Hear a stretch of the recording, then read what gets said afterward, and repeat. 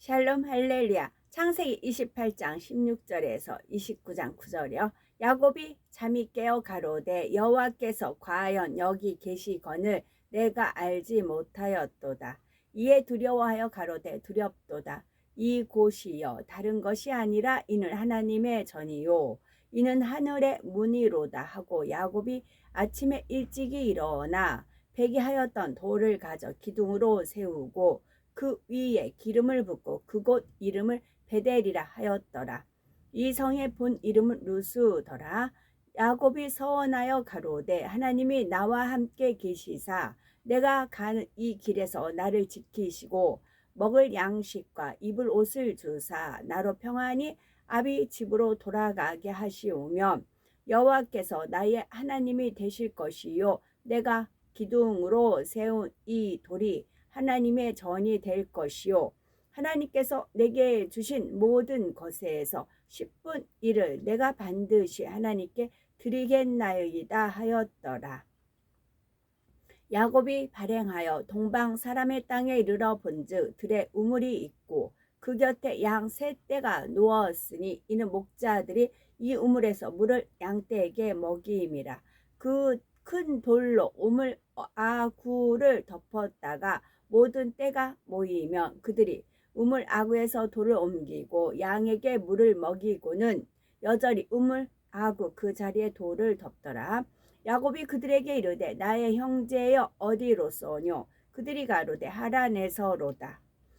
야곱이 그들에게 이르되 너희가 나홀의 손자 라반을 아느냐? 그들이 가로되 아노라. 야곱이 그들에게 이르되 그가 평안하냐? 가로되 평안하니이라. 그 딸 라헬이 지금 양을 몰고 오느니라.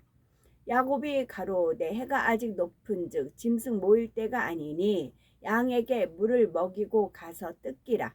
그들이 가로되 우리가 그리하지 못하겠노라. 때가 다 보이고 목자들이 우물 아구에서 돌을 옮겨야 우리가 양에게 물을 먹이느니라. 야곱이 그들과 말하는 중에 라헬이 그 아비의 양과 함께 오니 그가 그의 양들을 침이었더라.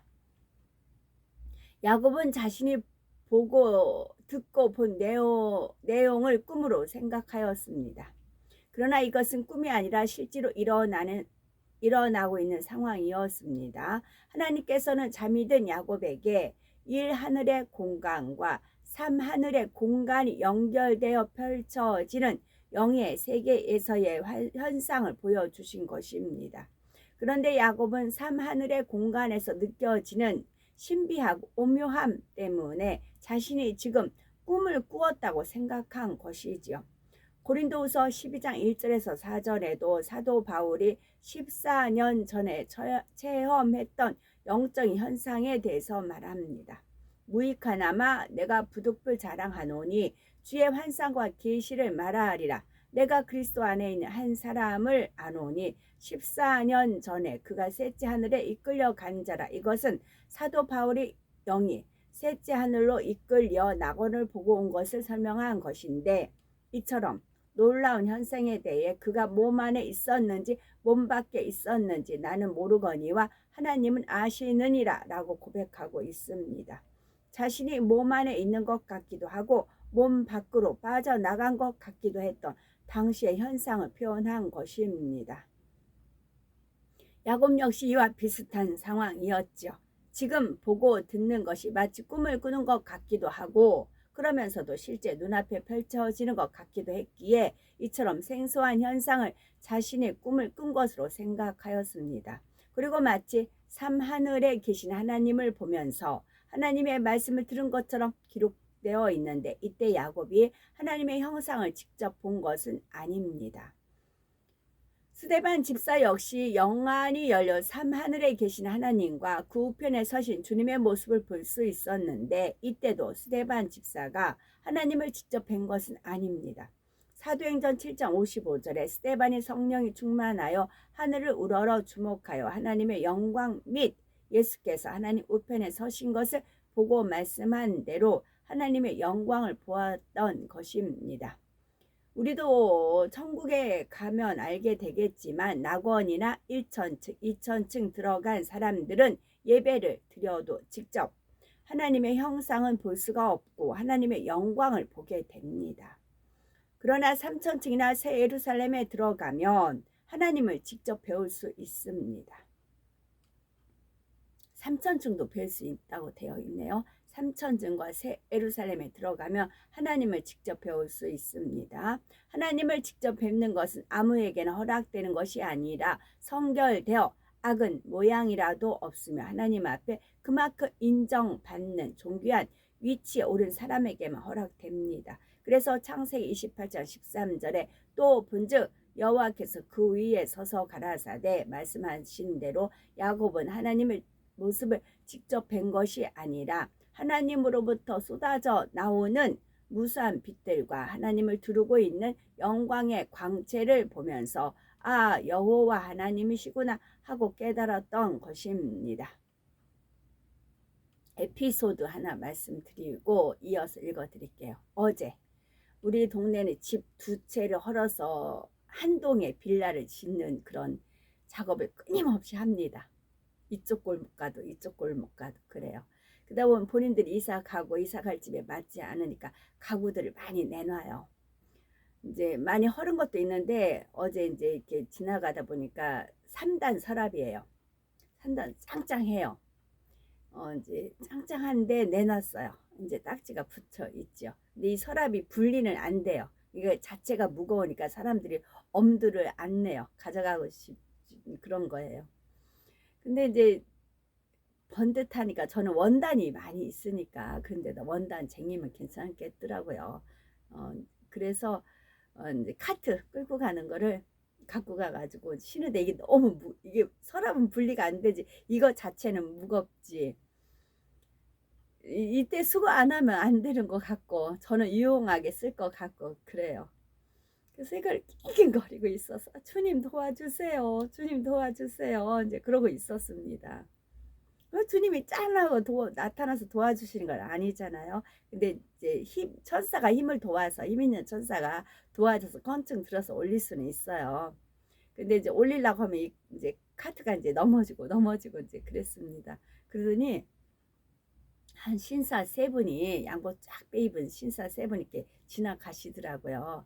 그 지나가시다가 딱 어떤 연세가 좀 드신 분이 도와드릴까요? 이제 그러세요. 그래서 아 그러시겠어요? 아 그럼요 감사하죠. 이제 그랬어요. 그랬더니 이제 그 좀 젊은 분이 이제 도와주라고 이렇게 눈짓 하시더라고요. 그러니까 그분이 이렇게 도와줘요. 그래서 쫙 보니까 빛이 그분들한테 나오더라고요.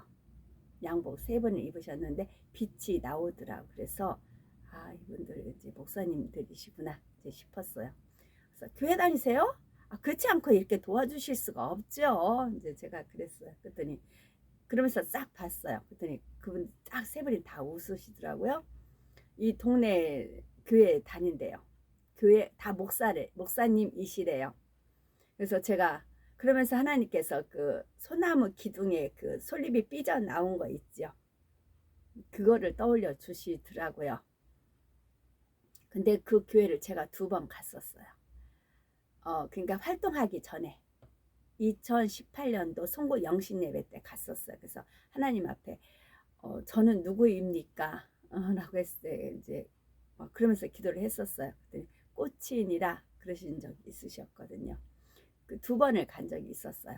근데 그 2번에 간 교회의 목사님들인데 전에는 목사님들 보면 제가 거들떠보지도 않았어요. 기름기가 촤촤 흐르는 막 그 기복주의 막 거기에 쩔어 있는 그런 분위기라 잘 안 쳐다봤었어요. 근데 이 세 분은 그게 아니었어요. 정말 주의 종다운 그런 모습들이 있죠. 이렇게 저 그냥 안악내 하는 거 이렇게 도와주는 것도 그렇지만 가던 걸음 멈춰서 도와주잖아요. 그래서 환하게 웃으시더라고요. 그래서 이제 저 뭐 교회 다니시냐고 그래서 아이 광화문 예배 간다고 이제 그랬어요. 그리고 나서 이제 전시편이세요? 이제 그 제가 물어봐요. 말 안 하고 웃으시더라고요. 아 전시편이면 우리 편 아니고요. 그랬어요. 전시편이면 우리 편 아니고요. 전시 아니면 우리 편이에요. 제가 막 그 수다를 또 떨었습니다. 그리고 막 끌고 이제 감사하다고 인사하고 끌고 가면서 흑백이에요. 흑백이에요. 그러면서 이제 지나갔죠. 그래서 하나님 섭리는 이렇게 예비하시는구나. 그 교회 가서 이제 송문 영신 예배니까 이제 뒷자리에 갔지만 하나님이 꽃진이라는 말씀도 주셨잖아요. 하나님을 열심히 잘 섬기는 그런 귀한 아름다운 분들은 어떻게든지 만나게 해서 다시 한번 사인을 하게 한다. 그런 말씀이지요. 그분들이 만약에 천국에 갔어요. 근데 상급이 어마어마하게 주어졌어요. 이분들 놀라는 겁니다. 나한테 왜 이런 상급이 있지? 그럴 때 하나님께서 제가 그 무거운 거를 이렇게 했을 때 도와줬던 그 장면을 보여준 거죠. 왜냐하면 그래서 주님께서 이제 주님 좀 도와주세요. 이제 그랬더니 이제 당신의 종들을 보낸 거잖아요. 주의 종이 목사님들이 주의 종으로 표현이 되어 있잖아요. 성경에. 그러니까 당신의 신실한 종을 이제 마침 보내시기 신방 가시는 중이었더라고요. 나중에는 그 앞에 있는 이제 빌라로 들어가시더라고요. 다 당신의 종들을 보내신 거잖아요. 도와주라고. 그래서 오면서 주님께서 어떠냐 어떠냐 이제 그러시는 겁니다. 도와달라고 해서 도와주지 않았느냐. 그러면서 12 제자들이 쭉 몰고 이렇게 다니시잖아요. 주님께서 제자들이 시장하니까 더 이상 또 이제 밀인가 폐사이 이제 먹고 그러는 거 있잖아요. 그런 장면을 또 한번 이제 느끼는 그런 은혜가 있었지요. 그래서 진짜 그러면서 소나무에 그 솔잎이 돋아난 거 있죠. 그 부분에 해당이 되는구나 싶더라고요. 그래서 하나님은 변함없이 하나님 일 진행하십니다. 상 줄 자 상 주시고 벌할 자 벌하시고 그러십니다. 근데 벌이 무관심이 벌이 있어요. 그냥 내버려 두세요. 잘 되게 그냥 내버려 두세요. 사랑하는 자한테는 스스로 연단을 해서 성결케 하고 그런 다니엘서 말씀이 있잖아요. 그렇게 되고 곁길로 가면 안 돼. 그래서 이렇게 이제 도닥거리시기도 하고 매를 연단하셔서 그 곁길로 가지 않게 하시기도 하고 아예 뭐한 자는 내놓은 자는 사상자는 아예 징계도 없다. 그런 표현이 있지요. 그와 같아요. 그래서 어제 다시 한번 하나님의 놀라운 섭리에 감복, 감사, 감탄, 영광 올려드렸지요. 하나님께서는 이분들한테 상 주고 싶으시니까 그런 상 받을 그런 타이밍을 맞추신 거지요. 그래서 범사에 때려 얻든지 못 얻든지 선을 행하면 됩니다. 자신을 향한 하나님의 섭리를 깨닫고 단을 쌓은 야곱입니다. 16절을 보면 야곱은 잠에서 깨어 여호와께서 과연 여기 계시거늘 내가 알지 못하였도다 고백합니다. 야곱이 자기 생각에는 분명 꿈을 꾼 것 같은데 그 느낌이 너무 생생하고 마치 현실에서 일어난 것과 같았기에 여호와께서 과연 여기 계시거늘 이라는 고백을 하였습니다. 여호와 하나님께서 지금 이 자리에 친히 계신 것처럼 생생한 감동으로 느껴졌기 때문이지요. 그리고 야곱은 하나님을 만나는 이 사건을 통해 자신을 향한 하나님의 섭리에 대해서도 비로소 깨달았습니다. 사실 야곱은 자신의 처지를 생각해 보면서 많은 것들을 돌아보며 깨우치고 있었습니다. 자신이 장자의 명분을 차지하게 되면 확실한 위치를 보장받으며 자신의 앞길에는 축복만이 기다릴 것이라 생각했는데 오히려 상황은 더 악화된 것 같아 보였던 것이지요. 형 에서의 위협을 피해 안정되고 평안한 집을 떠나 멀리 외삼촌의 집으로 도망가야 하고 어디 하나 의지할 곳 없는 신세가 되었습니다. 장자로서의 권한을 가지고 형통한 축복 가운데로 들어가는 것이 아니라 모든 것이 얽히고 설킨 상황이 되고 말았지요. 이러한 상황에 있던 야곱에게 하나님께서는 놀라운 축복과 보장의 말씀을 주신 것입니다. 그제서야 야곱은 모든 것이 하나님의 섭리 안에 있음을 깨닫고 자신을 향하신 하나님의 뜻이 있음을 알게 되었습니다. 하지만 야곱은 하나님의 섭리를 깨닫고 동시에 두려움도 느끼게 됩니다. 그래서 17절에 이에 두려워하여 가로되 두렵도다 이곳이여 다른 것이 아니라 이는 하나님의 전이요 이는 하늘의 문이로다 고백합니다. 물론 이때 야곱이 두렵도다 이곳이여 한 데에는 이곳이 바로 하나님을 만나고 그 음성을 들은 장소이므로 그것으로 인해 느껴지는 신령한 기운 때문이지요. 이곳은 하나님께서 계신 곳이기에 하나님의 전이며 하나님과 통하는 통로이기에 하늘의 문이라 고백하고 있습니다. 그러나 야곱이 두렵다 했던 또 하나의 이유는 하나님의 섭리와 뜻이 있음에도 불구하고 자신이 육신의 생각을 동원함으로 어그러지지는 않았나 하는 두려움 때문이었지요. 모든 것을 하나님의 뜻에 맡겨 놓았으면 좋았을 텐데 자신이 육신의 생각을 동원함으로 모든 상황이 더 안 좋게 되었다고 생각한 것입니다. 이처럼 야곱은 하나님과의 만남을 통해 하나님의 뜻과 섭리를 깨닫게 되면서 자신의 모습을 돌아보며 회개하는 귀한 계기를 맞게 되었지요. 이 순간을 잊지 않고 기억하며 기념하기 위해 야곱은 어떻게 했습니까? 18절에 야곱이 아침에 일찍이 일어나 베개하였던 돌을 가져 기둥으로 세우고 그 위에 기름을 붓고 말씀한 대로 하나님께서 주신 꿈과 비전 그리고 하나님의 섭리에 대해 깨달은 것을 마음 중심에 명심하여 새기며 자신을 비춰보는 귀한 자리가 되었음을 기념하여 베개하였던 돌을 기둥을 세우고 그 위에 기름을 부어 드렸습니다. 아브라함이 그랬고 이삭이 그랬던 것처럼 야곱 역시 하나님 앞에 단을 쌓은 것이지요. 이를 통해 하나님과의 언약을 더욱 굳게 하여 하나님 앞에 증거를 삼는 것이었습니다. 우리도 축복받기 위해서는 은혜의 기회를 놓쳐서는 안 됩니다. 예를 들어서 하나님 앞에 어떤 감사의 조건이 생겼을 때 그냥 입술로만 감사합니다 하고 마는 것과 그 감사의 마음을 행함과 정성으로 표현하는 것과는 전혀 다르지요. 하나님 앞에 감사의 마음을 행함과 정성으로 나타냈을 때에 그 감사의 조건을 하나님 앞에 더 온전하게 보장받으며 굳히게 되는 것입니다. 이러한 영적인 법칙을 알았기에 아브라함은 하나님께서 은혜를 베풀어 주실 때마다 그곳에 단을 쌓아 번제를 드렸고 이삭 역시 아버지 아브라함을 통해 배운 대로 마음에 명심하여 행했습니다. 19절에 보면 야곱은 이곳의 이름을 베델이라 부릅니다. 베델은 하나님의 집이라는 뜻이죠. 그런데 아주 먼 훗날 즉 야곱이 20년의 연단을 마치고 형 에서와 화해를 한 후 하나님께서는 다시 한번 야곱을 이곳 베델로 부르십니다. 창세기 35장 1절에 하나님이 야곱에게 이르시되 일어나 베델로 올라가서 거기 거하며 네가 네 형 에서의 낯을 피하여 도망하던 때에 네게 나타났던 하나님께 거기서 단을 쌓으라 하시지요. 하나님께서는 야곱과 축복의 언약을 맺은 장소로 그를 다시 불러 정식으로 단을 쌓게 하셨습니다.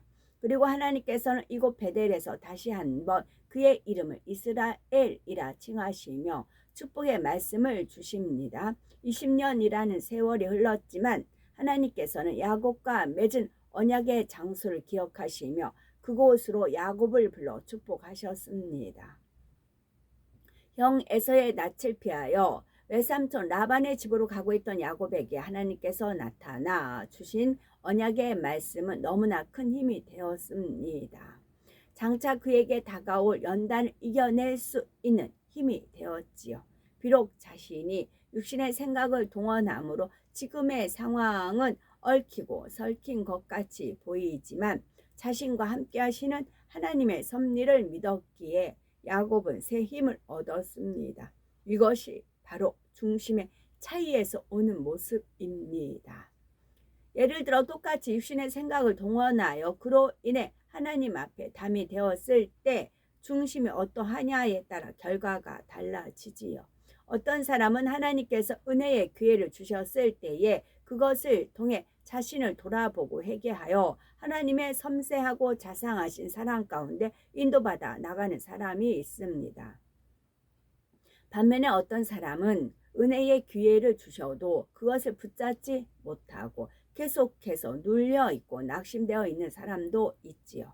이것이 바로 하나님을 사랑하는 중심의 차이에서 오는 현상입니다. 마음 중심에 하나님을 사랑하고 하나님의 사랑에 대한 확신이 있는 사람은 그만큼 하나님께서 주시는 은혜의 기회를 잡기가 쉽습니다. 자신이 하나님을 사랑하기 때문에 하나님께서 자신을 사랑해 주시는 것도 더 쉽게 느낄 수가 있지요.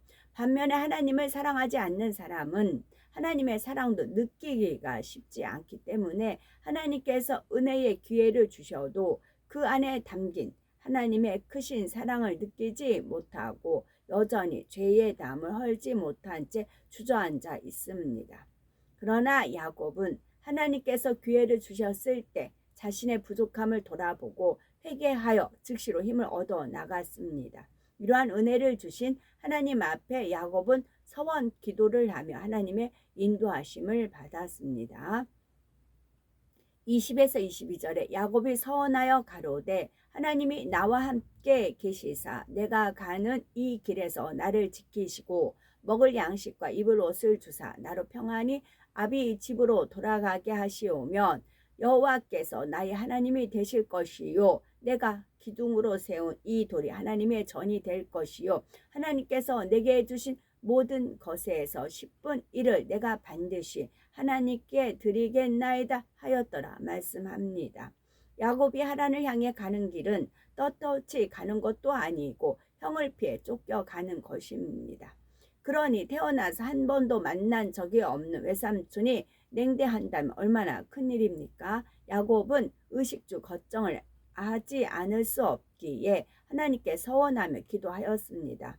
물론 아브라함이 멜기세덱에게 자기 얻은 것의 10분의 1을 드린 예가 있었지만 이때 야곱을 통해 비로소 10의 1조에 대한 개념이 정식으로 세워지고 있습니다. 10의 1조란 하나님께서는 이 세상 가운데서 나를 지키시는 분이며 또한 모든 물권의 주인이 되시는 분임을 인정하는 증거입니다.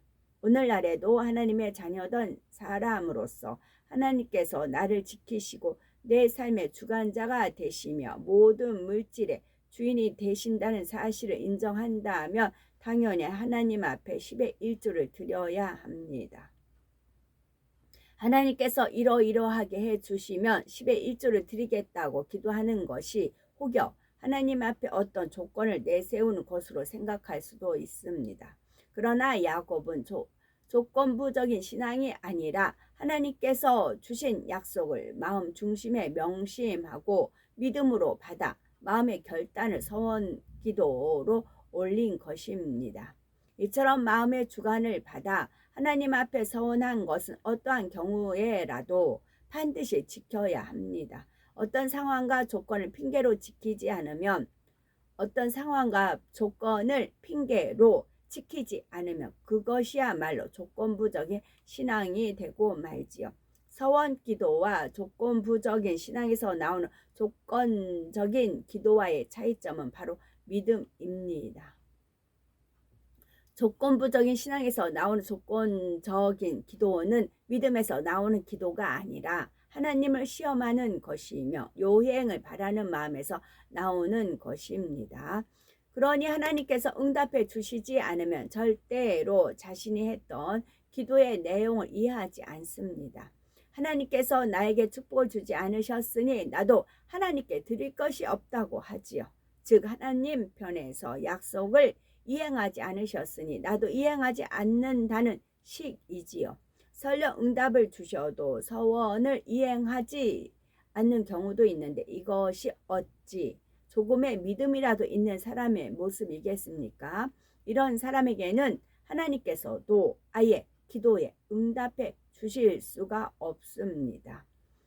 때로는 서원 기도를 하면서 하나님께서 어떻게 해 주시면 저도 이렇게 하겠습니다 라는 식으로 드리는 경우도 있지만 이것은 하나님께서 반드시 응답 주심을 믿고 드리는 기도입니다. 만약 응답해 주시면 나도 약속을 지키고 응답해 주지 않으시면 나도 약속을 안 지켜야지 하는 이러한 조건적이고 간사한 마음이 전혀 없는 오직 믿음에서 나오는 기도라는 말이지요. 그러니 이런 사람에게는 하나님께서도 반드시 응답해 주십니다. 서원 기도는 함부로 해서도 안 되지만 믿음으로 서원 기도를 한 사람에게는 반드시 그 기도가 응답되어진다는 위력이 있습니다. 때로는 사람들이 함부로 서원 기도를 하기도 하고 그렇게 서원 기도를 했으면서도 응답받지 못하는 경우들이 있는데 그 이유 중에 하나가 바로 믿음의 기도냐 조건적인 기도냐 하는 마음 중심의 차이 때문입니다. 자신은 믿음으로 기도한다고 하였지만 하나님께서 보실 때에는 조건적인 기도이고 편개할 수 있는 중심이기에 결국 하나님의 응답이 올 수가 없는 것입니다. 시편 15편 4절에 그 마음에 서원한 것은 해로울지라도 변치 아니하며 말씀하고 있습니다. 이것이 신뢰 관계인 것입니다. 설령 해로울지라도 서원한 것을 변치 않고 지킬 중심이라면 하나님께서는 이러한 사람의 서원 기도를 반드시 응답해 주십니다. 또한 하나님의 은혜에 너무 감사하여 하나님 앞에 자신을 묶어서 드리는 서원 기도도 있는데 예를 들면 주의 종으로 가겠습니다. 결혼하지 않고 주님 오실 때까지 가겠습니다. 이런 내용의 서원 기도를 하는 경우가 있지요. 이러한 서원 기도 역시 그 순간에 충만하다 하여 함부로 해서는 절대 안 되는 것이며 일단 서원을 했다면 반드시 지켜야 한다는 사실을 명심하셔야 되겠습니다. 창세기 29장부터는 야곱이 외삼촌 라반의 집에 도착하여 정착하게 되는 과정이 나오고 있습니다. 당시 유목 생활을 하는 사람들에게 있어서 우물은 매우 중요한 의미를 가지고 있었지요. 가축들에게 먹일 물을 확보하기 위해서는 전쟁도 불사할 만큼 물의 공급원이 되는 우물은 생존과 직결된 것이었습니다. 그래서 이삭도 예전에 우물을 확보하기 위해 몇 번씩 이주까지 했던 것을 볼 수가 있지요. 이러한 당시 상황을 이해하는 본문 내용이 이러한 당시 상황을 이해해야 본문의 내용이 이해됩니다. 야곱이 하란에 도착하여 보니 우물이 있고 그 곁에 양 세 떼가 누워 있는데 우물 아구는 큰 돌로 덮여 있었습니다. 그러다가 모든 떼가 모이면 그제야 우물 아구에서 돌을 옮겨 양에게 물을 먹이고 다시 우물 아구를 돌로 덮어 놓는 것입니다. 우물을 어느 한 개인이 소유로 사용하는 것이 아니라 그 주변에서 양떼를 치는 사람들이 공동으로 사용하고 있었기 때문에 모든 떼가 모여야 그제서야 우물 아구를 열고 양들에게 물을 먹일 수가 있었던 것이지요. 양들에게 물을 다 먹인 후에는 다시 아구를 돌로 덮어서 사사로이 어느 양떼에게만 물을 먹이는 일이 없도록 했습니다. 이처럼 양떼를 함께 모아 물을 먹이고 공동으로 우물을 관리함으로써 물의 낭비를 막고 물로 인해 생길 수 있는 시비를 없애고자 했던 것입니다. 야곱이 먼 여행 끝에 동방 사람의 땅에 도착했을 때가 마침 양을 치는 목자들이 양에게 물을 먹이기 위해 우물가로 모여들고 있는 상황이었지요. 그래서 야곱은 목자들에게 외삼촌 라반에 대해 물어봄으로써 순적히 라반을 만날 수 있도록 인도받게 됩니다. 6절에 야곱이 그들에게 이르되 그가 평안하냐 가로되 평안하니라. 그 딸 즉 라반의 딸 라헬이 지금 양을 몰고 오느니라 말씀한 대로 야곱은 양치는 목자들로부터 반가운 소식을 들었습니다. 이러한 순간에도 야곱의 성격이 잘 나타나고 있는데 7절에 야곱이 가로되 해가 아직 높은즉 짐승 모일 때가 아니니 양에게 물을 먹이고 가서 뜯기라 했습니다. 야곱은 그곳에 모인 목자들을 처음 보는 것이며 자기 수하에 있는 사람도 아니고 어떤 친분이 있는 사이도 아니지만 야곱은 스스럼 없이 명령하는 듯한 태도의 말을 합니다. 야곱이 이렇게 할 수 있었던 데에는 그만한 이유가 있었지요. 당시 라반은 그곳에서 어느 정도 힘과 부와 권세를 가지고 있는 사람이었습니다.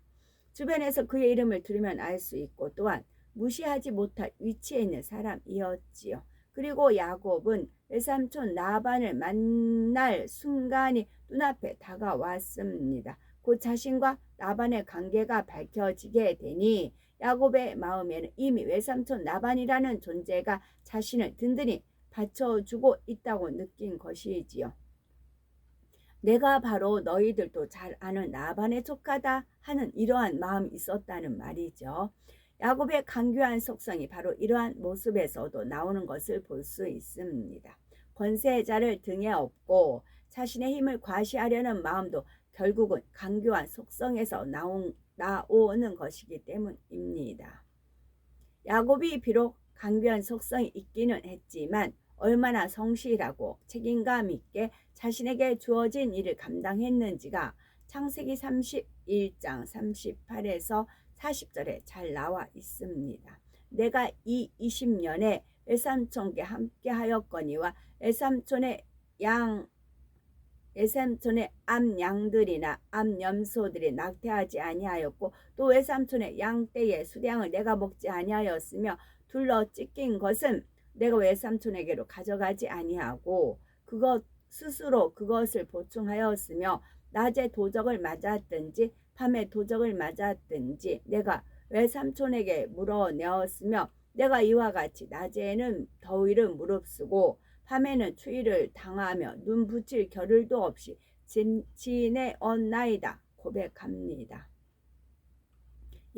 이처럼 야곱은 성심성의껏 주어진 일을 감당하는 차원을 넘어 주인의 것을 자기 것처럼 여기며 최선을 다하는 성실하고 책임감 있는 성품을 지녔습니다. 그래서 야곱은 우물가에 있는 목자들이 너무나 합하지 않았던 것입니다. 아직 해가 높이 있어서 다른 양떼들이 모일 시간도 안 되었는데 미리 와서 놀고 있는 것으로 보였지요. 그러다 보니 안타까운 마음에 해가 아직 높은즉 짐승 모일 때가 아니니 양에게 물을 먹이고 가서 뜯기라고 말한 것입니다. 물론 야곱이 외삼촌 라반의 권세를 힘입어 담대히 명령투에 말을 했지만 성실함과 책임감으로 자신의 사명을 감당해내는 야곱의 성품만은 좋은 것이고 본받아야 합니다. 야곱은 자신이 말한 대로 밤낮 없이 외삼촌의 양을 지키며 성심성의껏 최선을 다해서 일했지요. 중심을 보시는 하나님께서는 야곱의 장점을 보신 것이고 그의 강교한 속성만 빼내면 훌륭하게 쓰임받을 수 있다는 것을 아셨던 것입니다. 그래서 그를 택하여 연단하심으로 강교한 속성을 빼내게 하시고 그의 곱고 좋은 중심을 통해 선민 이스라엘이 나오도록 역사하신 것입니다. 아무리 좋은 장점을 가지고 있다 해도 비진리를 벗어내야 장점들이 온전히 빛을 발할 수가 있습니다. 그러므로 신속히 자신을 발견하고 영으로 변화되어 우리의 장점들이 마음껏 빛을 발하며 하나님 나라를 위해 귀 쓰임 받는 우리가 되어야 되겠습니다. 아멘.